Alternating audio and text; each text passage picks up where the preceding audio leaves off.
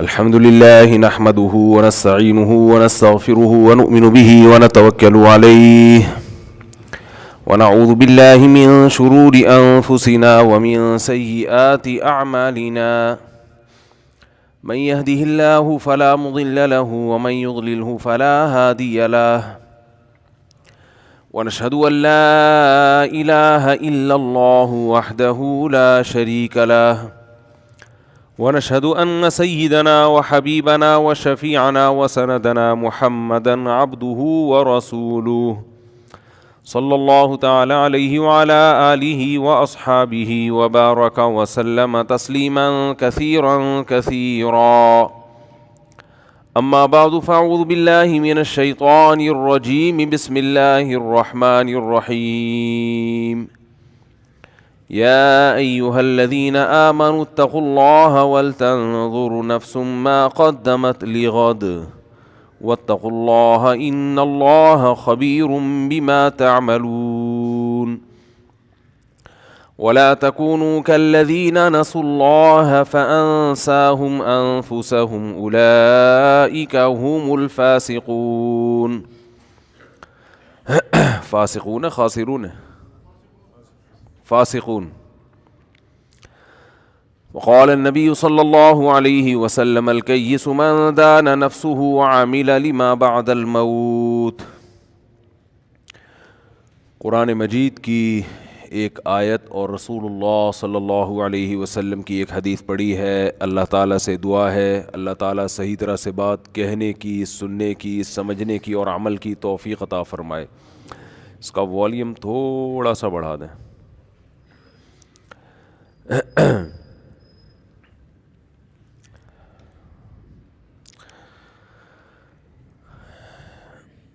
ان آیتوں میں اللہ تعالیٰ نے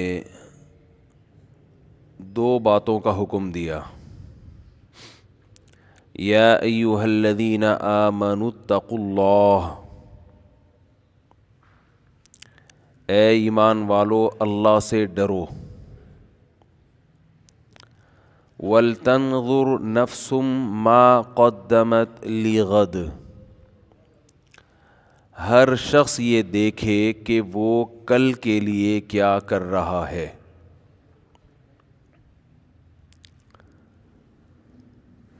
اللہ کا اتنا فضل ہے کہ اللہ کی جو نصیحتیں ہیں، جو اللہ کے آرڈرز ہیں،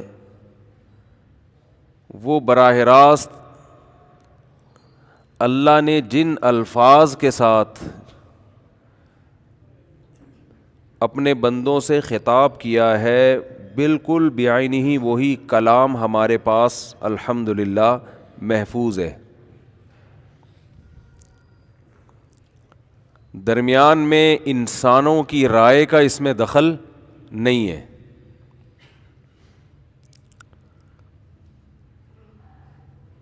تو اللہ تعالیٰ ہمیں جن باتوں کا حکم دیتے ہیں، جن کاموں کا حکم دیتے ہیں، اللہ سے ہٹ کر ہمیں کوئی بھی نہ ان باتوں کا حکم دیتا ہے نہ ان کاموں کا حکم دیتا ہے. صبح اٹھنے سے لے کے رات سونے تک آپ کچھ سن رہے ہوتے ہیں، کچھ کہہ رہے ہوتے ہیں، کچھ پڑھ رہے ہوتے ہیں، کچھ دیکھ رہے ہوتے ہیں. یہی ہوتا ہے نا؟ کیا ہو گیا؟ تو یہی ہوتا ہے، تو بتا دیں یہی ہوتا ہے. کہہ کیا رہے ہوتے ہیں سارا دن؟ یہ کھانا ہے، یہ نہیں کھانا ہے، آج وہاں جانا ہے، وہاں نہیں جانا ہے، آج یہ کمانا ہے، یہ نہیں کمانا ہے، آج ایسے کمانا ہے، آج یعنی کمانے کی، کھانے کی، پہننے کی، رہنے کی فکروں میں 24 گھنٹے انسان کے گزرتے ہیں. اور ان فکروں میں جو کامیاب ہو جائے تو کامیاب انسان ہے. کیا خیال ہے بھائی؟ جو کھانا تھا وہ کھا لیا، جو سوچا تھا وہ آ گیا سامنے. سوچا تھا صبح پراٹھا کھائیں گے، کھا لیا، ہضم بھی ہو گیا. دوپہر سوچا تھا یہ کھائیں گے، کھا لیا، فلاں جگہ رہیں گے، رہنے کا انتظام ہو گیا، فلاں سواری ہونی چاہیے اس کا انتظام ہو گیا. تو ہمارے سارے دن جن باتوں میں گزرتے ہیں وہ یہی باتیں ہوتی ہیں. لیکن اللہ یہ بات ہی نہیں کرتا کہ کس چیز پہ سوار ہونا ہے، کیا کھانا ہے. یہ چیزیں اشارتاً تو ہیں قرآن میں، صراحتاً نہیں ہیں. صراحتاً کیا ہے؟ یہ جو میں نے آیت پڑھی وہ ایک الگ ہی دنیا کی بات کرتا ہے. یا ایھا الذین آمنوا اتقوا اللہ، اے لوگو جو ایمان لائے ہو. قرآن میں بہت سے مقامات پر انسانیت سے خطاب ہے، جس میں غیر مسلم بھی مسلم بھی سب داخل ہیں. بہت سے مقامات پہ خطاب ہے قرآن میں صرف ان لوگوں سے جو قرآن کو اللہ کی کتاب مان چکے ہیں. تو اللہ انہیں بھی حکم دیتا ہے اتقوا اللہ، اللہ سے ڈرو. اب آپ مجھے بتاؤ، یہ حکم فزکس کی کتابوں میں آپ نے دیکھا؟ بولے نا یار کیا ہو گیا؟ ڈان میں پڑھا آپ نے؟ اخبار پڑھتے ہیں نا روزانہ. جنگ اخبار میں دیکھا کبھی کہ آج کی پہلی تازہ موٹی سرخی کہ سب لوگوں کو چاہیے کہ اللہ سے ڈریں اور سوچیں کل کے لیے کیا کر رہے ہیں. اخبار میں ایڈ آتا ہے کہ روپیہ بچائیے کل کام آئے گا. یہ کل سے ان کی مراد یہ ہوتی ہے کہ جو واقعی ہفتے کو یا اتوار کو یا پیر کو کام آئے گا پیسہ، یہ اگلے سال 2022 میں کام آ جائے گا. یہ خبریں تو آتی ہیں. بیمہ پالیسی والے بتاتے ہیں کہ کل کے لیے آپ کیا کر رہے ہیں. انشورنس کمپنیاں بتاتی ہیں کہ سارا ابھی کھا جاؤ گے، کل کے لیے کچھ نہیں چھوڑا آپ نے.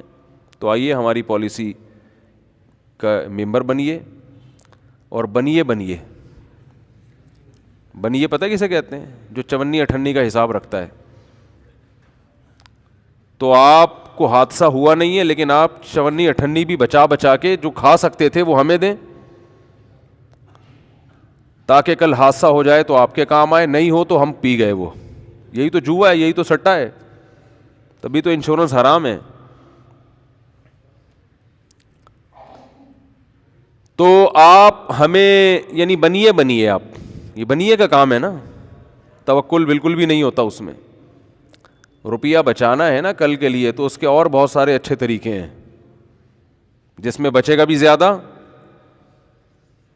اور حادثہ نہیں ہو تو بھی آپ کا فائدہ، حادثہ ہو تو بھی آپ کا فائدہ. خیر یہ ٹاپک نہیں ہے ابھی انشورنس کو چھیڑنا. تو اخباروں میں اشتہار آتا ہے روپیہ بچائیے کل کام آئے گا، لیکن اس سے پہلے اللہ سے ڈرو یہ نہیں لکھا ہوا ہوتا، یہ لکھا ہوا نہیں ہوتا. قرآن کہہ رہا ہے اے ایمان والو اللہ سے ڈرو اور تم میں سے ہر شخص یہ دیکھے کہ وہ کل کے لیے کیا کر رہا ہے، کل کے لیے کیا تیاری کر رہا ہے. تو میں یہ عرض کر رہا تھا یہ ایک ایسی خبر ہے جو آپ نے ڈان میں اور جنگ میں اور ایکسپریس میں اور کسی بھی نیوز پیپر میں آپ کو سننے کو پڑھنے کو نہیں ملتی. آپ گئے ہوٹل پہ چائے پینے، اخبار رکھا ہوتا ہے، آپ نے اخبار کھول کے دیکھا، پہلی خبر کہ کل قیامت کے لیے آپ کیا تیار کر رہے ہیں، اس پہ غور کریں. وزیر اعظم کا قوم سے خطاب. کیا خیال ہے بھائی؟ کہیں اس طرح کی چیزیں کہیں سننے میں نہیں آتی. حتیٰ کہ گھروں میں بھی ان باتوں کے تذکرے ختم ہو گئے. پہلے زمانے میں میاں جو بیوی کو نصیحت کیا کرتا تھا وہ یہ کرتا تھا کہ دیکھو بیگم ہم دونوں نے ایک دن چلے جانا ہے، ایک قبر پہ میرا نام لکھا ہوا ہوگا مظلوم ٹھیک ہے، وہ تو اپنے آپ کو مظلوم ہی سمجھتا ہے نا. ایک قبر پہ تمہارا نام ہوگا، تمہیں جب دفنائیں گے تو آسمان پہ بجلی کڑکے گی ہے جی، وہ بھی ہوگا نام مسز فلاں، مسز کر کے کچھ بھی ہوگا. وجہ موت میری قبر پہ واضح ہوگی, تمہاری تصویر بنی بھی ہوگی. خیر, تو کبھی ایسا نہیں ہوتا کہ آج لوگ گھر میں بیٹھ کے بیگم کو سمجھا رہے ہوں کہ دیکھو دونوں نے کیا ہے, مرنا ہے, تو آؤ ہم مل بیٹھ کے دیکھتے ہیں کہ ہم نے کل کے لیے کیا تیاری کی. یہ تذکرے گھروں میں بولتے کیوں نہیں, ختم. وہاں بھی بچے کو سمجھایا جا رہا ہے بھائی تو پڑھ لے ورنہ کل پتھر اٹھائے گا, گڑھے کھودے گا, پڑھ لے. کل سے آخرت کسی کی نظر میں نہیں ہوتی. قرآن کیا کہتا ہے, وَلَا يَحُضُّ عَلَىٰ طَعَامِ الْمِسْكِينِ. جن لوگوں کا آخرت پر ایمان نہیں ہوتا نا, وہ ایک دوسرے کو غریبوں کے کھانا کھلانے کی ترغیب نہیں دیتے. میں اس آیت پہ بڑا حیران ہوتا تھا کہ قرآن سیدھا سیدھا یوں کہہ دے کہ جن کا آخرت پہ ایمان نہیں ہوتا وہ غریبوں کو کھانا نہیں کھلاتے. ہے بھائی, یہ کہہ دے نا. ترغیب دینا تو آسان ہے, کھلانا مشکل ہے نا. تو قرآن یہ کہہ رہے کہ کھانا کھلانے کی ترغیب نہیں دیتے. تھوڑی سی آواز پھر آپ نے کم کر دی, مجھے چیخنا پڑتا ہے نا اس کے لیے. نہیں, یہ بہت نزدیک ہو گیا اس سے. اچھا, تو قرآن یہ کہہ دینا کہ جن کا آخرت پر ایمان نہیں ہے وہ غریبوں کو کھانا نہیں کھلاتے, یہ کہہ دینا کہ وہ بس چاہتے ہیں سارا ہماری توند میں جائے. لیکن قرآن کہہ رہا ہے کہ وَلَا يَحُضُّ عَلَىٰ طَعَامِ الْمِسْكِينِ, کھانا کھلانے کی ترغیبیں نہیں دیتے. اصل میں جس کا دنیا پر ایمان ہوتا ہے نا, تو وہ صرف دنیا کماتا نہیں ہے بلکہ کمانے کی ترغیبیں بھی دیتا ہے. یہ آپ اگر اپنے معاشرے میں دیکھیں گے تو آپ کو پتہ چلے گا جو دنیا پر یقین رکھتا ہے, دنیا پر ایمان رکھتا ہے, وہ دوسروں کو بھی دنیا کی ترغیب دیتا ہے, اپنی بیوی کو, اپنے بچوں کو, اپنے والدین کو, چھوٹے بھائی کو, دوستوں کو. ابے کیا کر رہا ہے, ابے تو پڑھتا کیوں نہیں ہے بھائی, ابے تو سارے پیسے اڑا دے گا, تو کچھ پلاٹ خرید لے, کچھ جائیداد بنا لے, کل کام آئے گا. تو دیتے ہیں کہ ترغیب نہیں دیتے. بچوں کو کل کی فکر میں صبح صبح اٹھایا جاتا ہے. بچے صبح آسانی سے اڑ جاتے ہیں اسکول کے لیے, ہے کتنی نیند, کیسے سو رہے بچے, تو گھوڑے بیچ کے سوتے ہیں. لیکن ان کو ماں بھی اٹھاتی ہے, کس کے لیے, آنے والے کل کے لیے. تو ہم بھی بچوں کو اٹھاتے ہیں صبح صبح کہ بھائی آج قربان کرو تو کل کے لیے تیاری, کل کے لیے. تو آپ نے صبح بچے کو اسکول, اصل میں یہ رنگ کے ڈبے لازمی آتے ہیں جب یہ اسکول کا ذکر آئے گا نا, کیونکہ میں نے ڈبوں پہ اتنا پیسہ خرچ ہوا ہے کہ شادی پہ میرا اتنا پیسہ خرچ نہیں ہوا, یہ بتا رہا ہوں میں. تو اپنی ٹھڑک بھی نکالتا ہوں نا یا غصے. ہر تھوڑے دن میں بچے آئے ہوئے ہوتے ہیں, ابو وہ کلر کے 3 ڈبے چاہیے. اتنے تو ڈبے آپ گھر میں جو ڈسٹیمپر کرتے ہو نا اس پہ اتنا خرچہ نہیں ہوا ہوتا. پھر وہ ابو یہ چاہیے, ابو یہ چاہیے, ابو یہ چاہیے, ابو یہ چاہیے, آج اس پہ کتابیں چاہیے, آج اس پہ وہ پلاسٹک چڑھانی ہے, وہ پیسے چاہیے اس کے. پھر اس کے جوتے پھٹ گئے تو ٹیچر نے کہا نیا جوتا چاہیے. پھر جناب وہ ہر مہینے کی 1 تاریخ کو وہ گاڑی والا آگے کھڑا ہوا ہوتا ہے, مجھے پیسے چاہیے. ٹھیک ہے, کرونا میں 3 مہینے چھٹی, لیکن اس کو پیسے چاہیے. ٹھیک ہے نا, ارے بھائی خیر. تو چلو یہ سب چیزیں ہیں, لیکن رنگ کے ڈبے اس پہ سب سے زیادہ کھلتا ہے کہ رنگ کے ڈبے کیوں چاہیے تمہیں, کلر کے ڈبے نا, نیلا کلر, پیلا, اور کیلے پہ بھر رہے ہوں گے بیٹھ کے. ہم اس کے پیسے ان کو دے رہے ہیں اسکول والوں کو. خیر, آپ کیسے پھر نکال کیوں نہیں لیتے؟ تو نکالنے کے بعد کوئی ہوم اسکولنگ کا سیٹ اپ ہو تو نکالے نا, کوئی آلٹرنیٹ ہی نہیں ہے نا, مجبور ہے. تو ہم تو کہہ رہے ہیں کوئی ایسا خاندانی آدمی شروع ہو جو یہ سلیبس کو چینج کرے. اب ہمارے پاس تو ٹائم نہیں ہے نا, سارے کام ہم اکیلے تھوڑی کریں گے. اس کو چینج کرو بھائی. تو دیکھو بچہ کیا نکلتا ہے. یہ بڑے بڑے علامے جو پیدا ہوئے ہیں نا, یہ ایسے اسکولوں میں تھوڑی پیدا ہوئے ہیں. یہ اسلامی دنیا میں جو بڑے بڑے علامے, دیکھو حافظ ابن حجر رحمۃ اللہ علیہ, فتح الباری اتنی موٹی ان کی صحیح بخاری کی شرح ہے اور اتنی تحقیقی کتاب ہے. آج دنیا میں کوئی مسلک کا شخص ایسا نہیں ہے جو حافظ ابن حجر کا محتاج نہ ہو. شافعی تھے، امام شافعی رحمہ اللہ تعالیٰ کے مقلد تھے. آج سے 700-800 سال پرانی بات کر رہا ہوں میں. اتنا تحقیقی کام کہ آپ حیران ہو جاؤ کہ کیسے کیا انہوں نے. اسماء الرجال کی بحثیں، اور پہلے لکھا کیسے جاتا تھا. اتنی موٹی موٹی کتابیں یہ لوگ لکھ کے چلے گئے، ہم سے پڑھی نہیں جاتی. ہم سے یہ کتابیں پڑھی نہیں جاتی اور یہ لوگ لکھ کے چلے گئے. اور کیسے لکھتے تھے؟ کبوتر کا جو پر ہوتا ہے یا لکڑی سے وہ بنایا، سیاہی میں ڈبو کے 2 لفظ لکھے، پھر اس کو ڈبویا، پھر لکھا، پھر ڈبویا، پھر لکھا. نہ ایسے کاغذ تھے، نہ رات کو روشنیوں کا انتظام تھا، لیکن اتنی بڑی بڑی سیر و اعلام النبلاء، اتنی موٹی جلدوں میں کتاب ہے. ہزاروں حدیث کے راویوں کی سیرت اور ان کے حالات لکھے ہوئے ہیں اس میں. کیسے لکھ لیے بھائی ان لوگوں نے؟ اتنی صلاحیت کیسے پیدا ہوئی؟ وجہ اس کی یہ تھی کہ ان لوگوں کے ہاں یہ سسٹم پڑھائی کا نہیں تھا. تو یہ بڑے بڑے علامے جو پیدا ہوئے ہیں نا علماء میں بھی، اب دینی مدارس کا رزلٹ بھی کوئی اتنا اچھا نہیں آ رہا. اس کی وجہ ہے کہ استاذ آئے گا، وہ کتاب لے کے بس وہ پڑھانا شروع کی، طلبہ بیٹھ کے سن رہے ہوتے ہیں. بس وہ ایک بہت سی جگہوں پہ ایک فارمیلٹی سی پوری ہو رہی ہے. ٹیچر کی محنت تو بہت ہو رہی ہے لیکن اس کا آؤٹ پٹ نہیں ہے. تو جلدی سے بات سمیٹ کے ختم کرتا ہوں.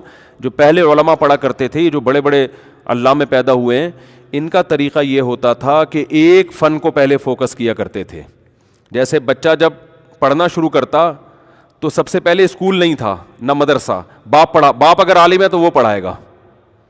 وہ کہے گا جو مجھے آتا ہے پہلے وہ سیکھ لو، پھر جو مجھے نہیں آتا اس کے لیے میں آپ کو کسی اور استاذ کے پاس بھیجوں گا. تو اس میں سب سے پہلے ان کو عربی گرامر سکھائی جاتی تھی، صرف اور نحو. اس کے علاوہ کوئی دوسری کتاب نہیں تھی تاکہ بچہ صرف ایک ہی فن کو فوکس کرے. پھر اس کے بعد عربی ادب پڑھایا جاتا تھا، عربی ادب میں مہارت ہوتی تھی. پھر اس کے بعد ان کو حدیث پڑھائی جاتی تھی، بنیادی کتاب، اور تفسیر پھر پڑھائی جاتی تھی. پھر اس کے بعد فقہ کی طرف آتے تھے. پھر جب فقہ کی کتابیں چل رہی ہیں تو صرف فقہی مسائل کے علاوہ کچھ بھی نہیں. اصول فقہ کی طرف آئے تو اصول فقہ کے علاوہ کچھ بھی نہیں. پھر آخر میں جب یہ، اور فقہ کے دوران احادیث بھی چلتی تھی، اس کے بعد پھر حدیث کا دورہ ہوتا تھا کہ احادیث جو فقہ سے متعلق تھیں وہ تو سامنے آ گئیں، اب ایک دورہ ہونا چاہیے کہ تمام احادیث ایک دفعہ نظر سے گزر جائیں. آج 6 کتابیں ایک ساتھ تھوپی ہوئی ہیں. ایک کتاب سے ابھی دماغ ہٹتا نہیں ہے، دوسرا پیریڈ شروع، ٹھیک ہے نا. اب وہ ٹاپک، اب وہ سبجیکٹ، پھر تیسرا، پھر چوتھا. تو کسی ایک میں بھی ڈھنگ سے مہارت حاصل نہیں ہوتی، نہ اس کچھ بھی نہیں آتا اس کو. میں تو دیکھ رہا ہوں اردو لکھنا نہیں آتی. اردو نصاب کا حصہ ہے لیکن لڑکوں کو آج کل اردو نہیں لکھنا آ رہا. تو خیر، ہم بچوں کو صبح اٹھاتے ہیں آنے والے کل کی تیاری کے لیے. تو میں یہ عرض کر رہا تھا کہ آپ نے کسی اخبار میں نہیں پڑھا کہ آنے والے کل کی تیاری کریں. اگر پڑھا بھی ہے تو اس حد تک آپ نے پڑھا ہے کہ روپیہ بچائیے کل کام آئے گا، بس اس سے آگے نہیں. تو قرآن ہمیں بتاتا ہے کہ ایک کل وہ ہے جو غیر یقینی ہے، جس کا آپ کو یقین نہیں ہے کہ وہ کل آئے گا بھی کہ نہیں آئے گا. اور ایک کل وہ ہے جو 100% یقینی ہے، جو 100% یقینی ہے. وہ کل ہے کہ اگر آج کوئی سائنسدان بھی کہہ دے کہ وہ کل نہیں آئے گا تو آپ اس کو بھی جھوٹا قرار دے دو. اس کل کو کہا جاتا ہے موت. یہ ایک ایسا فیوچر ہے، یہ ایک ایسا مستقبل ہے جس سے ہر شخص کو گزرنا ہے. تو جب لکھا ہوا ہوتا ہے نا، آپ کہیں بورڈ پہ پڑھیں، بینکوں نے ایڈورٹائزمنٹ کے لیے لکھا ہوتا ہے کہ روپیہ بچائیے کل کام آئے گا، تو فوراً آپ کا دماغ اس طرف جانا چاہیے کہ ایک کل، یہ بینک جس کل کی بات کر رہا ہے وہ کل یقینی بولو نہیں ہے. اور اگر میں نے بچا کے اس آنے والے کل کے لیے تیاری کر بھی لی تو میرا آج بھی تو کل ہی میں شامل ہے. بہت مشکل ہے سمجھانا. بھائی آج بچا کے کل کام آئے گا تو کل کے بجائے آج ہی کام آ جائے, تو کام ہی لانا ہے نا دنیا میں. کیا ہو گیا, کیا میں انگلش میں باتیں کر رہا ہوں. دیکھو آج بچا کے کل کام جب آئے گا تو کل بھی تو یہی زندگی ہے نا, تو آج بھی تو زندگی ہے. آج زیادہ اچھا کھا سکتے ہو, کل زیادہ اچھا نہیں کھا سکتے, کیونکہ کل بوڑھے ہو چکے ہوگے. جس نے آج کھا لیا اس کے مزے ہیں, کل کھا لیا تو دو فالٹ ہیں. نمبر 1 کل بوڑھے ہوگے, کھانے میں مزہ نہیں آئے گا. نمبر 2 پتہ نہیں کل یہ والا کل آئے گا کہ بھی نہیں آئے گا. ہو سکتا ہے کراچی میں کسی, اللہ نہ کرے, کسی ٹرک کے نیچے آ کے مر جاؤ. ٹرک اور کراچی کا ایک ساتھ ذکر کرتا ہوں کیونکہ یہاں ایک ابھی ملاقات ہوئی رینجرز کے ایک بہت بڑے آفیسر سے. انہوں نے بتایا کہ پاکستان کی ارننگ کا صرف 65% کراچی کما کے دیتا ہے. ٹوٹل جتنی ارننگ ہے نا پاکستان کی, ان میں صرف 65% کہاں سے ہو رہی ہے. ہم نے کہا ہٹو بچے, ہو گیا بھائی یہ تو. اب تو جہاں بھی جائیں کراچی والے سب کو چاہیے کہ ان کا احترام کریں. کیا خیال ہے؟ پورے پاکستان میں اکیلے کراچی کی ارننگ کتنی ہے؟ 65%. نہیں, لالو کھیت کی نہیں, سب سے زیادہ کورنگی کی ہے. دیکھیں رپورٹیں جو ہے نا ایسی نہیں ہوتی, رپورٹ کوئی ریلائبل آدمی ہو نا, ان کی باقاعدہ ان کے پاس ریسرچ تھی. کراچی پورے پاکستان میں سب سے زیادہ ارننگ کراچی کی, اور کتنی؟ 65%. باقی پورا پاکستان 45% کماتا ہے. اور 35% پورا پاکستان. اور کراچی میں بھی سب سے زیادہ ارننگ کورنگی سے ہو رہی ہے, کورنگی کے ایریا. رپورٹ ہے یہ جی. ہاں چونکہ ساری فیکٹریاں وہاں پر ہیں نا, تو یہ بڑی خوشی کی بات ہے. اچھا خیر, تو میں یہ عرض کر رہا تھا, کراچی کہاں سے آ گیا درمیان میں, تو ٹرک کی بات کر رہا تھا نا. آپ نے کیا کیا, آپ نے کہا کہ روپیہ بچائیے, بولو کل کام آئے گا. اچھا جو رینجرز کے آفیسر نے بتایا وہ خود کراچی کے نہیں ہیں, وہ خود کراچی کے نہیں ہیں. تو اچھا اس میں یہ بھی ہے کہ بعض لوگ قوم پرستی پہ لے جاتے ہیں کہ معاذ اللہ کراچی کو الگ ہونا چاہیے. یہ نعرے بالکل غلط ہیں.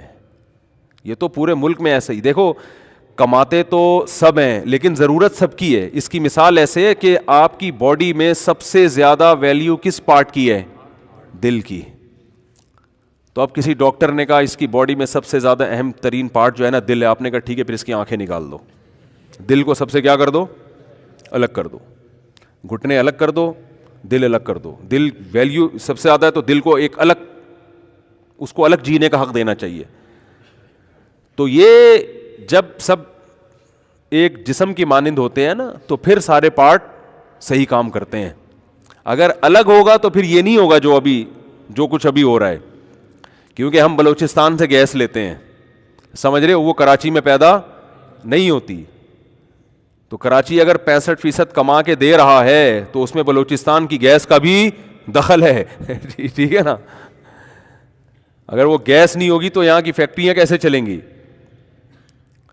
اور پنجاب کھلا رہا ہے, یہ جو ہم سردیوں میں طبیعت سے کینو کھانے کے بجائے پھوڑ رہے ہیں. میں 2 پھل پھوڑتا ہوں, اس کے لیے کھانے کا لفظ استعمال کرنا میں ان پھلوں کی توہین سمجھتا ہوں. ایک آم اور ایک کینو.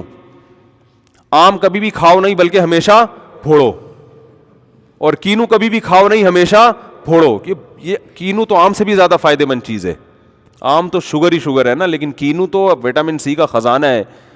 اور سردیوں میں اللہ نے پیدا کیا, کھاتے چلے جاؤ, پیٹ بھی صحیح اور آپ کا جو امیون سسٹم ہے بہت مضبوط ہو جاتا ہے اس سے. تو کینو ایسی چیز ہے. یہ کہاں سے آ رہا ہے بھائی؟ یہ تو پنجاب سے آ رہا ہے نا. ٹھیک ہے وہ 35% میں داخل ہے, لیکن یہ جب تک کینو نہیں کھائیں گے تو اس 65% کا کریں گے کیا؟ ٹھیک ہے نا, بیمار رہیں گے ہم. کیا خیال ہے؟ تو یہ کراچی اگر 65% کما کے دے رہا ہے اور جو فیکٹریوں میں مزدور کام کر رہے ہیں تو وہ سردیوں میں پنجاب سے اگنے والا کینو کھاتے ہیں تو ان میں انرجی آتی ہے. ایک انرجی بلوچستان سے آتی ہے, وہاں سے گیس ملتی ہے, ایک یہاں سے آتی ہے.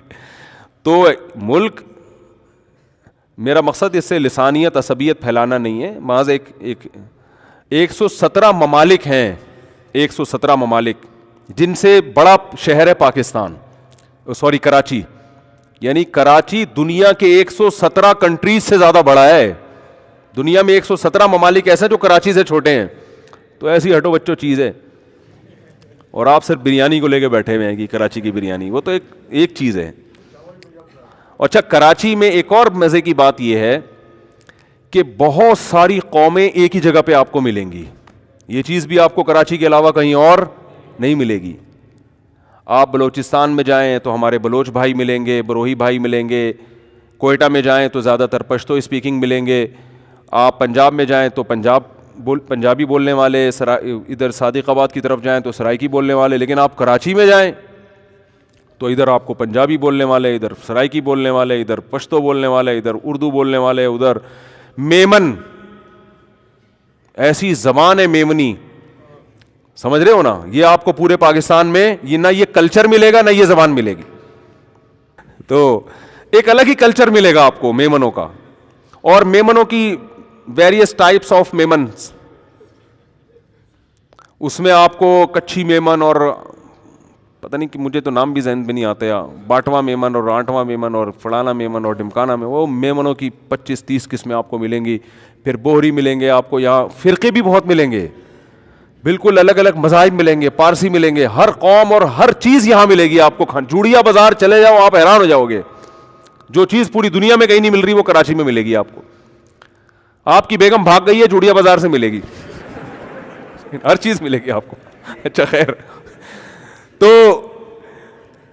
میں یہ عرض کر رہا تھا, بات کہاں سے کہاں چلی گئی, کہ آج کا جو کل ہے, اچھا کے پی کے سے بھی بہت کچھ ملتا ہے ہمیں. خیر ابھی یہ تو ایک درمیان میں ضمنی ایک بات آ گئی. تو میں یہ عرض کر رہا تھا کہ سائن بورڈ پہ لکھا ہوا ہوتا ہے کہ روپیہ بچائیے کل کام آئے گا, یہ لکھا ہوا ہوتا ہے کہ نہیں لکھا ہوا ہوتا؟ تو آپ جس کل کے لیے آج پیسہ بچاؤ گے, اس کل میں 2 فالٹ ہیں. نمبر 1, آج آپ جوان ہو, کھانے کا مزہ آج جو آپ کو آئے گا وہ کل نہیں آئے گا. آج رہنے کا بھی مزہ, کھانے کا بھی مزہ, پہننے کا بھی مزہ, نہانے کا بھی مزہ, صحیح ہے نا, ہر کام کا آج ہی مزہ ہے. اور کل جب آپ بوڑھے ہو جاؤ گے, جو آپ نے آج بچا کے رکھا, تو جو آپ پیسہ بچاؤ گے نا کل, وہ میں جب ابھی چھوڑو, پھر اپنی باتیں کرنا مناسب نہیں ہے. پھر وہ کچھ لوگ اس میں وہ بھی پس جائیں گے بیچارے, وہ کہیں گے ہماری برائی کر دی آپ نے بیٹھ کے. اگرچہ میں اشارتاً بات کروں لیکن ان تک بات پہنچ جائے گی نا, وہ کہیں گے اچھا. تو اب دیکھو, ایک صاحب تھے, انہوں نے مجھے کہا کہ مجھے جوان لڑکے تھے, مجھے بار بار یہ کہہ رہے تھے کہ میں یہ انویسٹ کر رہا ہوں, میں یوں کروں گا اور پھر 20 سال کے بعد اس کا پروفٹ آئے گا. تو میں نے کہا یار آپ ابھی ماشاءاللہ ینگ ہو, ابھی آپ اچھی گاڑی رکھو, ٹھیک ہے نا, ابھی آپ اچھا کپڑا پہنو, ابھی آپ اچھی خوراک کھاؤ. اللہ نے یہ ساری ضرورتیں پوری کرنے کے بعد اللہ نے مزید اگر پیسہ دے دیا تو تھوڑا بہت رکھ لو کل کے لیے. تو پہلا فالٹ کیا ہے کہ کل میں کا یقین نہیں ہے. کراچی کا کوئی ٹرک اللہ نہ کرے کچل کے چلا جائے تو اسٹیکر بن کے سڑک پہ چپک جاؤ گے, کیونکہ ایسے ٹرک ہیں یہاں پہ. اچھا, ان کو نظر بھی نہیں آ رہا ہوتا, یہ بائکوں والے, ان کو اتنے اوپر ان کے گلاسز ہوتے ہیں نا پیچھے دیکھنے کے لیے, کہ وہ بائکوں والے نظر نہیں آتے ان کو. تو کل کا یقین نہیں ہے. اور دوسری بات یہ ہے کہ آج جو ہے نا آپ کی, وہ آئندہ کل سے کھانے کے لحاظ سے زیادہ اچھی ہے, تو اس لیے آج ہی کھا لو. کیا خیال ہے؟ تو بچانے کا جو کانسیپٹ ہے نا, بچانے کا, شریعت کا بالکل الٹ ہے. ہم بچانا اس کو سمجھتے ہیں کہ آج نہیں کھایا کل کے لیے رکھ دیا. اسلام اس کو بچانا نہیں کہتا, اسلام اس کو ضائع کرنا کہتا ہے. اسلام کہتا ہے جو پیسہ آپ کا تھا آپ پہ لگا ہی نہیں تو وہ آپ کا ہے ہی نہیں. بچانا یہ ہے, نبی کیا ہے بچانا؟ حدیث میں آتا ہے رسول اللہ صلی اللہ علیہ وسلم گھر تشریف لائے, امی عائشہ سے آپ صلی اللہ علیہ وسلم نے پوچھا کہ کچھ کھانے کو ہے؟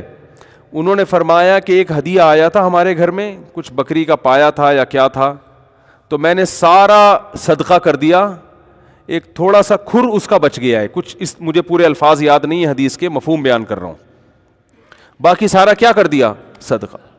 دیکھو ایسی کنڈیشن میں ہماری کیا حالت ہوتی, ہم کہتے یہ کوئی صدقہ سینٹر کھولا ہوا ہے تم نے, یہی ہوتا نا.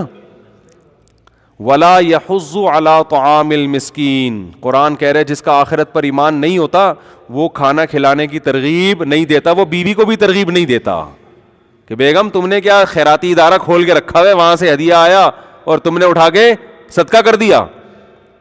لیکن ہمارے نبی کا چونکہ آخرت پر ایمان تھا، نہ صرف یہ کہ اس پر آپ کو غصہ نہیں آیا بلکہ آپ نے اپریشیٹ کیا اور ایسے خاندانی طریقے سے اتنے زبردست الفاظ سے امی عائشہ کی حوصلہ افزائی کی، حالانکہ اب کھانے کو آپ کے پاس نہیں ہے، اتنا سا بچ گیا ہے. تو آپ نے فرمایا کہ عائشہ تم جو یہ کہہ رہی ہو کہ سارا صدقہ کر دیا، بچا صرف یہ ہے. فرمایا نہیں، بچا وہ ہے جو صدقہ کر دیا، یہ ختم ہونے والا ہے. میں سمجھا پا رہا ہوں اپنی بات؟ تو جس کا آخرت پر ایمان ہوتا ہے وہ کھانا کھلانے کی ترغیب دیتا ہے. کھانا تو محض ایک علامت ہے، مقصد لوگوں کی ضرورتیں پوری کرنے کی ترغیب خود بھی کرتا ہے، دوسروں کو بھی ترغیب دیتا ہے. تو آج گھروں میں یہ چیزیں کیا ہو گئی ہیں بھائی؟ ختم. بچپن سے بچوں کو پیسہ کمانا سکھایا جا رہا ہے، خرچ کرنا نہیں. گلک خرید کے دے دیتے ہیں ان کو. گلک ہوتا ہے نا، ابھی کیا کہتے ہیں آج کل نئی زبان میں اس کو؟ ہم تو گلک کہتے تھے، گلک ہی کہتے ہیں کہ اس میں جمع کرو، اس میں جمع کرو، اس میں جمع کرو، اس میں جمع کرو. کمیٹیاں ڈال رہے ہیں، کمیٹیاں ڈال کے پھر نکلے گی. اور عجیب بھکاری پن ہے یار. میرے پاس عجیب قسم کے بھکاری آتے ہیں، میرا دل چاہتا ہے میں ان سے پیسے مانگوں. حقیقت ان کے حالات سے پتہ چلتا ہے کہ جی وہ زکوٰۃ کے پیسے آپ کے پاس آئے ہوئے ہوں گے تو اتنے روپے چاہیے، کیا کرنا ہے، یہ ضرورت ہے، فلانی ضرورت ہے، یہ ضرورت ہے. تو میں کہتا ہوں آپ کی تو اتنی تنخواہ ہے. کہتے ہیں وہ ہم نے کمیٹی ڈالی ہوئی ہے، اصل میں آڑے وقت کے لیے. جس آدمی نے کمیٹی ڈالی ہوئی ہے اس کا مطلب اس کے پاس توند بھرنے کے لیے ضرورت سے زیادہ ہے، تبھی تو نکل رہی ہے کمیٹی. کمیٹی کے لیے پیسے نکل رہے ہیں. تو میں بھی بہت ڈھیٹ ہوں الحمدللہ اس معاملے میں. اللہ نے مجھے بڑا ڈھیٹ بنایا ہے. میری جیب سے پیسہ نکالنا آسان نہیں ہے، یہ بتا دوں. آپ سمجھ رہے اتنی سخاوت تو مفتی صاحب کے پاس جب جا کے مانگو ایک دم نوٹوں کی گڈی نکال کے دیں گے. بھیکاری کے لیے میری جیب سے نکلنے کے اصول بہت سخت ہے. اپنی مرضی سے دے دوں تو کوئی مستحق نہیں بھی ہو. اپنے پیسے اگر دینا چاہے انسان، دوسروں کی امانتیں تو غیر مستحق کو نہیں دے سکتا میں. اپنے پیسے مستحق نہیں بھی لے جا بھائی. لیکن آپ ٹرائی کر کے دیکھ لیں، 1 کروڑ روپے میرے پاس پڑے ہوئے ہوں اور آپ آگے مانگ کے نکلوانے کی کوشش تو کر کے دیکھیں. ایسا آپ کا خاندانی قسم کا انٹرویو ہوگا کہ آپ بولو گے ایسا تو ہم جب فوج میں بھرتی ہونے کے لیے گئے تھے نا، ISSB کا امتحان دیا تو اس وقت بھی ایسا انٹرویو نہیں ہوا تھا. کیوں لے رہا ہے بھائی تو پیسے؟ ایک صاحب آئے کہ مجھے بہت شدید ضرورت ہے، میں بالکل یہ ہو رہا ہوں، اور بہت ایسے واقعی بڑی ضرورت تھی. ان کو بیماری چل رہی تھی، کو پتہ نہیں کینسر تھا کیا تھا، اور اب میں بہت پریشان ہوں تو مجھے اتنے لاکھ روپے چاہیے اور واقعی ضرورت تھی. تو آپ کوئی زکوٰۃ سے بھی تعاون کر دیں یا صدقے سے کر دیں. یہ ہے جو کل جن کے ہاں کل کا مفہوم بالکل کیا ہے؟ چینج ہے. ادھر نبی کی حالت کیا ہے؟ اپنی ضرورت قربان کر کے کل کے لیے امی عائشہ نے دے دیا تو حوصلہ افزائی کر رہے ہیں، چلو آج بھوکے رہ جاتے ہیں، کل اللہ ہمارا پیٹ بھر دے گا. حدیث میں آتا ہے نا، نبی صلی اللہ علیہ وسلم نے فرمایا قیامت کے دن اللہ اعلان کرے گا کہاں ہیں وہ لوگ جب میں بھوکا تھا تو انہوں نے مجھے کھلایا، جب میں پیاسا تھا تو انہوں نے مجھے پلایا. کیونکہ قیامت کے دن لوگ بھوک اور پیاس سے تڑپ رہے ہوں گے تو لوگ کہیں گے اے اللہ تو کہاں سے بھوکا ہو سکتا ہے، تو کہاں سے پیاسا ہو سکتا ہے؟ تو اللہ کہے گا میری مخلوق بھوکی تھی، اس مخلوق کا جس نے خیال رکھا تو وہ ایسے تھا جیسے اس نے میرا خیال رکھا. دیکھو آپ کسی بچے کو بھوکا ہو کھلا دو، باپ خوش ہوتا ہے کہ نہیں ہوتا؟ کیونکہ باپ کا اس سے کیا ہے؟ تعلق. تو اللہ کا بھی مخلوق سے تعلق ہے. نبی صلی اللہ علیہ وسلم جب مشرکین مکہ کو یہ باتیں بتاتے تو وہ اعتراض کرتے انطعم من لو یشاء اللہ اطعما. دیکھو کیسے اعتراض کر کے نا کسی بھی چیز پہ آپ اعتراضات کر کے جان چھڑا سکتے ہو. وہ کہتے تھے کہ ہم اگر اللہ چاہتا ہے، اللہ کو اپنی مخلوق کا اتنا خیال ہے تو خود ہی کیوں نہیں کھلا دیتا. نبی صلی اللہ علیہ وسلم جب مشرکین کو ترغیب دیتے کہ غریب مسکینوں کو کھانا کھلایا کرو تو وہ جواب میں کہتے انطعم من لو یشاء اللہ اطعما. اللہ چاہتا ہے کہ مخلوق کا پیٹ بھرے تو اللہ خود ہی کیوں نہیں بھر دیتا؟ اللہ خود ہی کیوں نہیں کھلا دیتا ان کو؟ تو اس لیے ہر اعتراض ایسا نہیں ہوتا کہ اس کا جواب دیا جائے. یہ تو بالکل واضح بات ہے کہ اللہ تو آزماتا ہے اپنے بندوں کو, نظام ہے اس کا, ایک سسٹم بنایا ہے اس نے. تو چاہے تو اللہ دنیا میں غریب رکھے ہی نہیں اور امتحان ہو ہی نہیں. قرآن تو یہاں تک کہتا ہے اگر ہم چاہیں تو سب کو زبردستی ہدایت دے کے جنت میں لے جائیں. ہم تو یہ بھی کر سکتے ہیں. اللہ کو شوق تھوڑی ہے لوگوں کو جہنم میں ڈالنے کا, لیکن اللہ کا ایک نظام ہے کہ جنت میں وہ جائے گا جو امتحان میں پورا اترے گا, جو ناکام ہوگا اس کے لیے جہنم کی آگ ہے, اگرچہ اللہ اس آگ پہ خوش نہیں ہوتا. تبھی تو قرآن کہتا ہے ما یفعل اللہ بعذابکم, اللہ تمہیں عذاب دے کے کیا کرے گا, اس کو کوئی خوشی تھوڑی ہوتی ہے. ان شکرتم وآمنتم, بشرطے کہ تم شکر کرو اور ایمان لے کر آؤ. تم شکر کرو ایمان لے آؤ تو کیا ضرورت ہے اللہ کو عذاب دینے کی؟ اللہ اپنے بندوں کو عذاب دے کر خوش نہیں ہوتا. تو حدیث میں آتا ہے قیامت کے دن اعلان ہوگا کہاں ہیں وہ لوگ جب میں بھوکا تھا تو انہوں نے مجھے کھلایا. دیکھو میں پیسہ خرچ کرنے پر زیادہ فوکس کرتا ہوں اپنے بیانات میں, بدنی عبادت کو میں عام طور پہ زیادہ فوکس نہیں کرتا. بدنی عبادت کرنے والے مارکیٹ میں ہول سیل کے حساب سے ملیں گے. دل میں دولت کی محبت نکل جائے ایسے آپ کو معاشرے میں آٹے میں نمک کے برابر ملیں گے. یہ جو دولت ہے نا, پیسہ, آج اس کو لوگوں نے خدا بنا لیا ہے, تبھی چہروں کی رونقیں ختم ہو گئیں. ہر وقت غریب غریب بنا پھر رہا ہوگا, پیسے ہی نہیں ہے, پیسے ہی, جب بھی بات پیسے ہی نہیں ہے یار, گزارا ہی نہیں ہو رہا, پیسے ہی نہیں ہے, گزارا ہی نہیں ہو رہا. بھائی یہی رونا ہے منہ سے, پتہ نہیں کیا عجیب. وہ خوش رہا کرو بھائی, بولو یار بنتا تو ایک پراٹھا تھا, دو کھا لیا ہم نے, ٹھیک ہے نا, بنتا تو ایک بھی نہیں ہے. جو نیچرل خوراک ہے نا انسان کی 2 ٹائم ہے, یہ پراٹھے تو صبح صبح, یہ تو گریوی ہے. اللہ گریویاں بھی کھلا رہا ہے پھر بھی کہتے ہیں پیسے ہی نہیں ہے, کرائے کے گھر میں رہ رہا ہوں. وہ یہ وہی منہ سے برستا رہے گا. ان کو کسی وظیفوں سے سکون نہیں ملنے والا, یہ پھر سکون کے لیے جاتے ہیں وظیفے بتاؤ.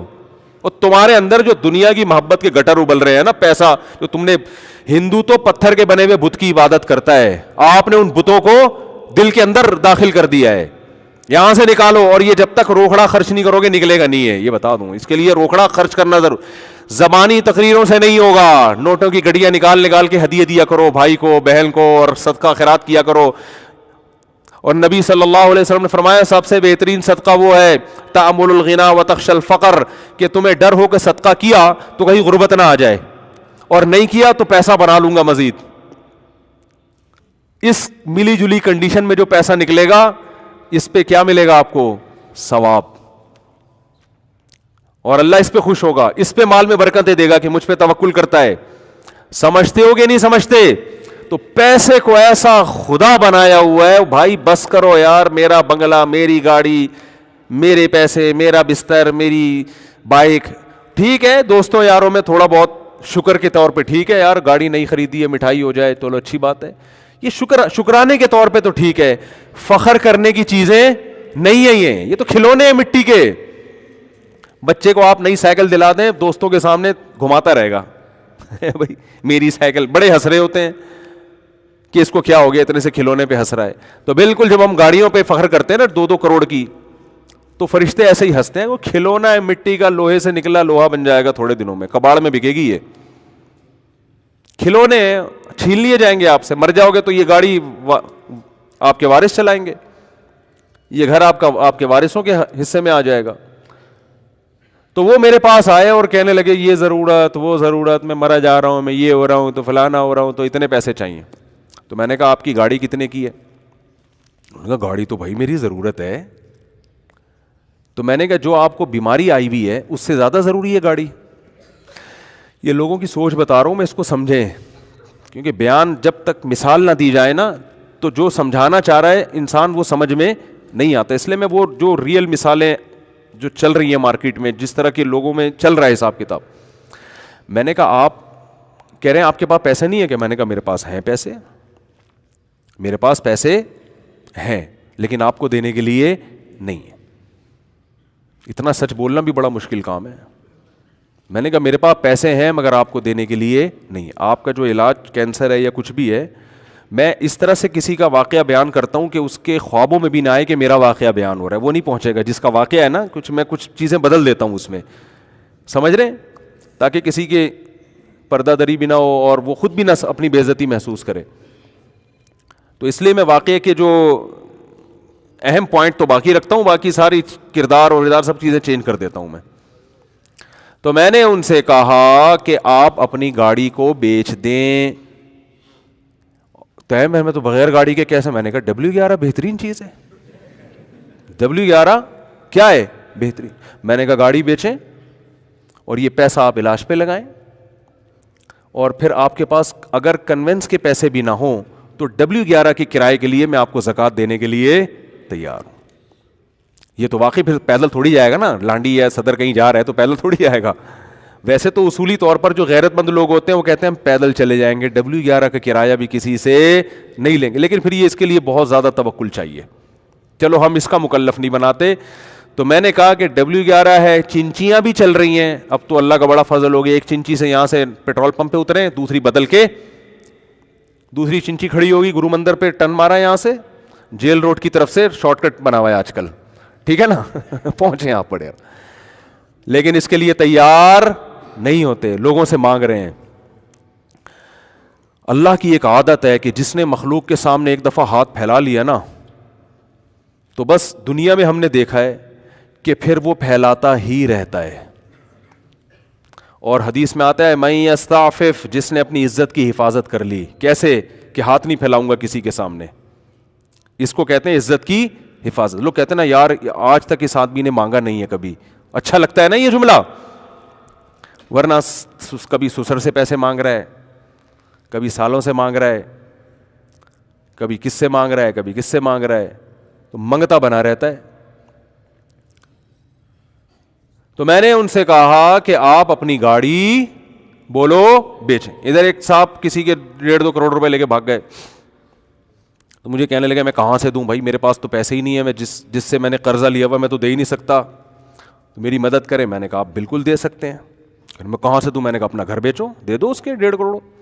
کہہ رہے گھر بیچ کے روڈ پہ آ جاؤ. میں نے کہا روڈ پہ نہیں آئیں گے آپ کرائے پہ لے لیں گھر.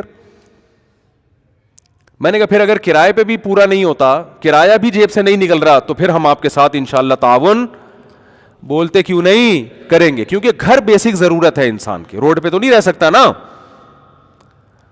پیسے پہ سانپ بن کے بیٹھے ہوئے ہیں اور کہتے ہیں یہ جو قرض دینے والا مجھ سے پیسے مانگ رہا ہے, اور دیکھو میرا خیال بھی نہیں ہے, میں غریب آدمی ہوں. غریب کہاں سے ہے؟ 240 گھر کا 200 گز کا گھر لے کے بیٹھا ہوا ہے, 3 اسٹوریاں بنی ہوئی ہیں اس کے اوپر. بیچ بھائی اس کو. تو کہہ رہے نہیں یہ میں کہاں جاؤں گا, یہ آپ کا ہیڈک نہیں ہے, یہ اس کا ہیڈک نہیں ہے جس نے آپ کو پیسے دیے کہ آپ کہاں جائیں گے. اس کے 1.5 کروڑ حلال کر دیے جو آپ پر حرام تھے, اس کو نصیحتیں کی جا رہی ہیں. تو میں نے کہا بھائی ابھی دے دو تو آسانی سے نکل آئیں گے, ورنہ قیامت کے دن جو ہے نا یہ 1.5 کروڑ میں تمہاری جتنی نمازیں اور جتنے تبلیغ کے چلے اور 4 مہینے اور جتنے حج یہ سارے نکل جائیں گے. پھر وہ ابھی آسانی سے معاملہ چھوٹ جائے گا. نبی صلی اللہ علیہ وسلم تو جنازہ نہیں پڑھاتے تھے جو کسی کے پیسے لے کے دنیا سے چلا جاتا تھا کہ قرض ہے اس کے اوپر. آپ نے فرمایا شہید کا ہر گناہ معاف ہوتا ہے مگر قرض شہید کا معاف نہیں ہوتا. کسی نے کاروبار میں پیسے لگائے, آپ کھا گئے, تو یاد رکھو شہادت بھی ملے گی تو یہ معاف نہیں ہوگا, پیسے دینے پڑیں گے آپ کو.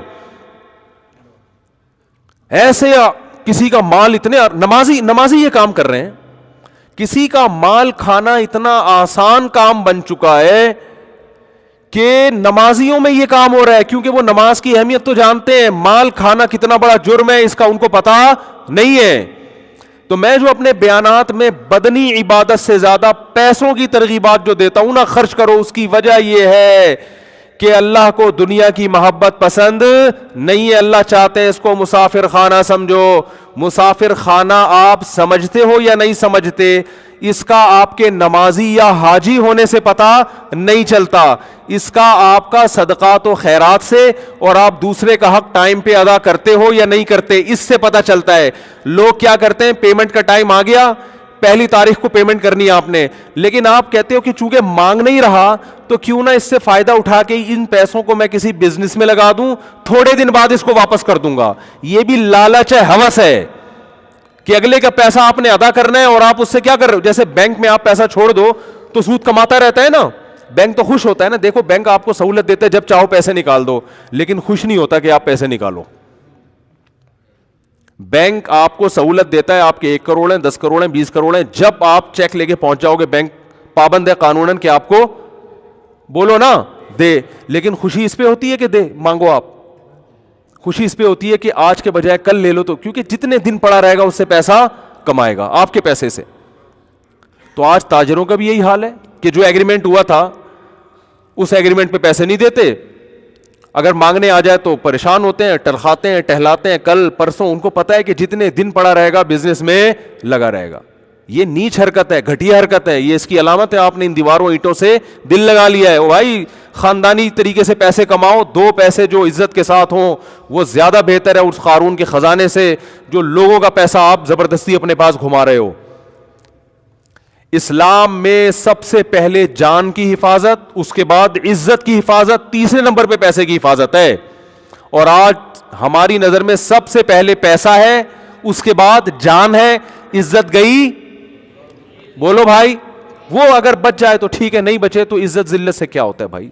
2 گالیاں سنا دے گا نا, بول دے گا بھائی اتنی بڑی داڑھی رکھ کے پیسے نہیں دے رہا, یہ بول دے گا نا, تو یہ تو سنتے رہتے ہیں, اپنے سسر صاحب سے سنتے رہتے ہیں اس طرح کی تانے. ہم عزتدار آدمی کی نظر میں یہ تانا بہت خراب ہوتا ہے.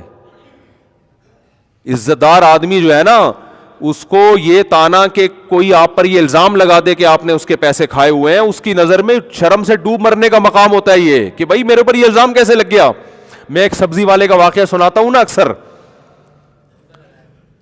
نہیں وہ چونے والا سبزی والا نہیں, وہ تو بہت ہی عزتدار آدمی تھا, خاندانی. یہاں ایک سبزی والا ہوا کرتا تھا, پتہ نہیں 10-12 سال سے کہاں غائب ہے. غریب آدمی سبزی بیچتا تھا. یہ واقعہ میں نے کئی بار سنایا ہے, لیکن ہے بڑا خاندانی واقعہ. میں وہاں اس کے پاس اکثر جا کے بیٹھا کرتا تھا. بڑا نیک شریف آدمی تھا اور بڑی محنت کرتا تھا, وہ عزتدار تھا. مجھے بڑا اس سے دوستی ہو گئی, 10-12 سال پرانی بات ہے. اکثر میں وہاں جا کے بیٹھتا, ہم چائے وائے پیتے. میری ویسے ہی اس سے میرا کوئی لین دین نہیں تھا, بس مجھے ویسے ہی گپ شپ کے یار بڑا اس کی باتیں میں بڑا مزہ تھا. یہاں KPK سے تعلق تھا اس کا. اردو بھی بیچارہ پشتو آتی تھی تو اردو ٹوٹی پھوٹی بولتا تھا. ایک دن کیا ہوا, میں بیٹھا ہوا ہوں 10-15 منٹ نا, میں اس کے پاس جا کے بیٹھتا تھا. میں بیٹھا ہوں, ایک خاتون آئی اور انہوں نے اسے کہا کہ تم نے جھوٹ بول کے یہ سبزی دی ہے مجھے. تو اس نے کہا کہ باجی یہ سبزی غلطی سے چلی گئی ہوگی آپ کے پاس, تھوڑا سا اس میں داغ واغ لگا ہوا تھا, تو میں کوئی دھوکے باز آدمی نہیں ہوں, کوئی بات نہیں, چینج کر دیتا ہوں میں. اچھا وہ روزانہ کی کسٹمر تھیں اس کی. روزانہ کے کسٹمر کو تو انسان کبھی بھی بولو کبھی بھی نہیں چھوڑتا. وہ تو سر پہ جوتے بھی لگایا, کہتا نہیں سبزی مجھ سے ہی لیا کرو, میں جوتے کھا لوں گا, کیونکہ پیسہ ہے نا, عزت وزت کی تو کوئی ویلیو نہیں ہے. تو اس خاتون نے پھر کہا کہ نہیں تم نے جھوٹ بولا تھا, یا پتہ نہیں چور کا لفظ استعمال کیا یا جھوٹ بولا تھا, تم چور ہو یا جھوٹے ہو, کچھ اس طرح بولا. اس نے پھر کہا کہ باجی دیکھو یہ غلطی سے سبزی خراب چلی گئی ہے, میں ایسا ہوں نہیں, آپ یہ رکھ دیں میں دوسری دے دیتا ہوں. آپ تیسری دفعہ جب اس نے کہا نا کہ تم نے جھوٹ بولا تھا, اس نے کہا اب سبزی آپ کو نہیں ملے گی.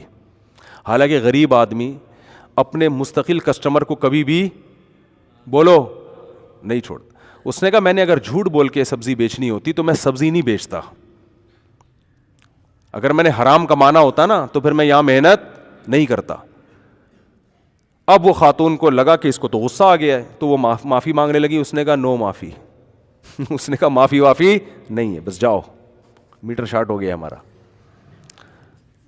اب وہ بیچاری پیچھے پڑی ہوئی ہے, دیکھ چل چھوڑ دے یار تو یہ رکھ لے, بس کوئی بات نہیں. اس نے کہا نہیں, تم نے مجھے بولا کہ جھوٹ بولتا ہوں میں چور ہوں, اب نہیں ملے گی. وہ بھائی اس نے حد کر دی, لیکن یہ بھی اڑ گیا. بظاہر آپ کو لگے گا یہ سبزی والا بد اخلاق تھا, لیکن مجھے لگا کہ یہ آدمی اس کا بلڈ کیا ہے, یہ کسی خاندانی باپ کا خاندانی بیٹا ہے. نہیں آ رہی بات, یہ تھوڑی کہ کچھ بھی بول دو. اب دیکھو آدمی جو سچی مچی کا جھوٹا یا چور ہوتا ہے نا, اسے جب بول دو چور ہے تو ایک دم مصنوعی غصہ آئے گا اس کو, مصنوعی. مجھے چور بولا, اندر اندر سے خوش ہو رہا ہوگا کہ آپ جیسے ایک وہ چور کو پکڑ کے لایا گیا نا عدالت میں, تو جج نے غصے سے اس کو بولا کہ تم نے کمبخت اتنی خوبصورتی سے اتنے روپے چرائے ہیں کہ کسی کو کانوں کان بھی خبر نہ ہوئی. کہہ رہے شکریہ سر, آپ پہلے آدمی ہیں جنہوں نے میرے فن کی اتنی بہترین انداز میں تعریف کی ہے. جج صاحب آپ کا بہت شکریہ, پہلے, ورنہ آج کل سب اناڑی کہتے تھے مجھے, آپ پہلے آدمی ہیں جو اس کرسی پہ بیٹھ کے میرے فن کی تعریف کر رہے ہیں. تو جو چور ہوتا ہے اس کو تھوڑی اس سے کہ اس کو کوئی چور بول دے, جو نہیں ہوتا اس کے لیے یہ تانا بہت برا. تو میرے بھائی اگر آپ بھکاری نہیں ہو, اگر آپ پیسوں کے معاملے میں 2 نمبر نہیں ہو, تو لوگوں کو وقت پہ ان کی پیمنٹ بولو نا دے دیا کرو. کرایہ دار ہو تو مالک مکان کو 1 تاریخ کو خود اچھے بچوں کی طرح فون کر کے پیمنٹ دے دیا کرو کہ اپنا اکاؤنٹ نمبر بھیج دیں, میں اس میں خود ہی ٹرانسفر کر رہا ہوں. خود آپ کی ذمہ داری ہے یہ, وہ نہیں پیچھے پڑا رہے جیسے وہ بھکاری نہیں پڑے رہتے گھنٹیاں بجا بجا کے, ابے نکل یار 6 تاریخ ہو گئی, 7 تاریخ ہو گئی, 8 تاریخ ہو گئی, اور آپ پیچھے پڑے ہوئے ہو. آپ بولے تو 1 تاریخ ہوتی ہے اور کم بخت گھر پہ آ کے کھڑے ہو جاتے ہو. تم گزارا نہیں ہوتا, تم لینڈ لارڈ ہو, تمہیں کیا ضرورت ہے. تو یہ نصیحتیں نہیں کیا کرو اس کو. لوگ اکثر مجھے کہتے ہیں کہ کرایہ دار جو ہے نا, مالک مکان کرایہ داروں پہ ظلم کرتے ہیں. میری رپورٹ اس کے بالکل برعکس ہے. ظلم کرایہ دار مالک مکان کے گھر کی, حالانکہ میرا ذاتی گھر نہیں ہے, نہ میرا کوئی ذاتی گھر ہوگا تو کرائے پہ دوں گا نا, میں تو خود کرایہ دار ہوں. لیکن حقیقت یہ ہے کہ کرایہ دار مالک مکان کے گھر کی ایسی واٹ لگا کے جاتا ہے کہ جتنا کرایہ اس مالک مکان نے 5 سالوں میں وصول کیا ہے نا, سارا اس گھر کی ریپیئرنگ میں لگ جاتا ہے. کیونکہ امانتوں میں خیانت کرنے میں بہت مزہ آتا ہے آج کل. آپ یہ کرایہ دار یہ سمجھ کے استعمال نہیں کرتا کہ میرا گھر ہے, پھر کلر بھی اسی سے کروا رہا ہوگا, ٹھیک ہے نا, 5 سال ہو گئے کلر نہیں کیا, تو سارا کام الٹا چل رہا ہے معاشرے میں. تو جلدی سے بات کو سمیٹ کے ختم کرتا ہوں. تو میرے بھائی, دل سے دنیا کی محبت نکالنے کے لیے وہی اصول ہیں جو قرآن نے بیان کیے, کہ آپ کہتے ہیں روپیہ بچائیے کل کام آئے گا, قرآن کہہ رہا ہے روپیہ بچاؤ کل کام آئے گا. لیکن وہ کل جو یقینی ہے اور اس میں تم جوان ہوگے, تمہیں ضرورت ہوگی. آج جو کل آنے والی ہے اس کل کا تمہیں یقین نہیں ہے. تو اس لیے قرآن کی آیت پڑھ کے بس اپنے بیان کو ختم کرتا ہوں. اللہ تعالیٰ فرماتے ہیں, یا ایھا الذین آمنوا لا تلہکم ازواجکم واولادکم عن ذکر اللہ ومن یفعل ذلک فاولئک هم الخاسرون. تمہیں اللہ کی یاد سے, صدقہ اور خیرات سے تمہاری اولاد اور گھر والے غافل نہ کریں. کیونکہ عام طور پہ گھر والے تو یہ چاہتے ہیں کہ بس سب کچھ کس کے لیے ہو جائے, ہمارے لیے ہی ہو جائے. آگے فرمایا, انفقوا مما رزقناکم, جو رزق ہم نے تمہیں دیا اس میں سے خرچ کرو, من قبل ان یاتی احدکم الموت, اس سے پہلے کہ موت کا وقت آ جائے. فیقول ربی, تو پھر تم پتہ ہے کیا کہو گے, لولا اخرتنی الی اجل قریب, تو مجھے تھوڑے دنوں کے لیے اور مہلت دے دے تو میں کیا کروں گا, فاصدق, میں صدقہ کروں گا, واکن من الصالحین, اور صدقات و خیرات کرنے والے جو دیگر نیک لوگ ہیں ان کی فہرست میں شامل ہو جاؤں گا. اللہ فرماتے ہیں, وَلَن يُؤَخِّرَ اللَّهُ نَفْسًا إِذَا جَاءَ أَجَلُهَا, کسی نفس کو اللہ ہرگز مہلت نہیں دیتا جب اس کی موت کا وقت آ جاتا ہے. اور نبی صلی اللہ علیہ وسلم نے فرمایا, انسان کہتا ہے میں ذرا اپنے بنیادی, حدیث کا مفہوم بیان کر رہا ہوں, میری یہ بنیادی ضرورتیں پوری ہو جائیں تو میں صدقہ کروں گا, میں کروں گا ابھی یہ کام, ابھی تو بچیوں کی شادی, ابھی تو یہ بحریہ ٹاؤن کے پلاٹ کی قسطیں چل رہی ہیں, ابھی تو یہ ہو رہا ہے, ابھی تو یوں کرنا ہے, ابھی تو یوں کرنا ہے. ہوتے ہوتے مجھے ڈر لگتا ہے ریاض ملک کہیں مجھے چھاؤں میں نہ مل جائے, بس وہ تو مجھے پکڑ کے بولے گا یار میرے بحریہ ٹاؤن کی تم نے تو ایسی کی تیسی کر دی. تو میں تو بحریہ ٹاؤن ایک ایگزامپل, میں تو ڈیفینس کو بھی یہی سمجھتا ہوں, ٹھیک ہے نا, میں تو کلفٹن کو بھی یہی سمجھتا ہوں. مجھے بحریہ ٹاؤن سے کوئی چڑ نہیں ہے. آپ بحریہ ٹاؤن میں, ہو سکتا ہے کل میں بحریہ ٹاؤن میں گھر لے لوں. تو کسی کی بات کے دعوے کو سمجھنے کی کوشش کرنی چاہیے, وہ کہہ کیا رہا ہے. بحریہ ٹاؤن میں گھر لینا غلط نہیں ہے, دل لگانا بولو غلط. اس گھر کو دل میں نہ لے کر آئیں, گھر میں رہیں, گھر کے اندر آپ رہ سکتے ہیں, گھر کو اپنے اندر نہ لے کر آئیں. ہے ٹھیک ہے, نہیں ہے تو بھی ٹھیک ہے, کوئی ٹینشن کی بات نہیں ہے. تو خیر کیا کہہ رہا تھا, بات کہاں سے کہاں نکل جاتی ہے, اتنا دماغ منتشر ہوتا ہے نا. تو اللہ نے کیا فرمایا, ہاں نبی صلی اللہ علیہ وسلم نے فرمایا کہ انسان کرتا رہتا ہے خرچ, کہتا ہے کہ میرا یہ کام بھی ہو جائے, یہ کام بھی ہو جائے, یہ کام بھی ہو جائے, ہوتے ہوتے ہوتے ہوتے پھر جب آخری وقت آتا ہے تو کہتے ہیں اب لفلان قضا, فلاں مدرسے میں اتنے دے دو, فلاں مسجد میں اتنے لگا دو. فرمایا اب نہیں, قد کان لفلان, اب یہ تمہارے وارثوں کا ہو چکا ہے. خوب طبیعت سے عیاشی تو کر لی ہے, اب بچوں کو محروم کرنے کے لیے کیا کر رہے ہو, صدقے خیرات ہے بھائی. تو بچے بھی الزام لگائیں گے نا, ابا خود تو لائف کو بڑا طریقے سے انجوائے کر لیا, سارے خرچے پورے کر لے, اب بڈھے ہو گئے, اب ہمیں تھوڑی سی رالیں ٹپکا رہے ہیں کہ ابا کی طارق روڈ کی یہ دکان مجھے ملے گی, بڑا بیٹا کہہ رہا ہے. بیٹی کے ذہن میں آ رہا ہے کہ ابا کے جو وہاں جو ابا نے فلیٹ بک کرایا ہے وہ کس کے حصے میں آئے گا؟ میرے حصے میں. اب انسان کہتا ہے نہیں وہ فلاں دکان جو ہے وہ جامع رشید کے حوالے کر دی جائے. دیکھو ہم درمیان میں چندے بھی مانگ رہے ہوتے ہیں, اسٹائل ہے ہمارا. فلاں دکان بنوری ٹاؤن کے حوالے کر دی جائے, فلاں دکان دارالعلوم کورنگی کے حوالے کر دی جائے, فلاں جو ہے نا کسی ٹرسٹ کو دے دی جائے جو بیوگان کے لیے. تو بچوں کے دل میں نفرت پیدا ہوگی کہ نہیں ہوگی؟ نبی نے فرمایا اب تو فلاں کا اللہ چاہ رہا ہے کہ فلاں کا ہو جائے, جو بچے ہیں ان کا ہو جائے. تو جب جوانی کھانے کی تھی خوب نچوڑ دیا طبیعت سے ہے بھائی, اور بچوں کو محروم کرنے کے لیے اب کیا ہو رہے ہیں؟ صدقے. کیونکہ اب پتہ ہے بھائی اب تو نہ منہ میں دانت ہے بادام کھانے کے لیے, تو بادام کا ڈبہ فلاں بیوہ کو جا کے دے دو جا کے, ہے بھائی. جب منہ میں دانت ہی نہیں ہے بادام چبانے کے لیے, تو جتنے اخروٹ رکھے ہوئے تھے بیگم وہ ماسی کو بولو نا, بولنے پر پابندی لگائی ہے کیا؟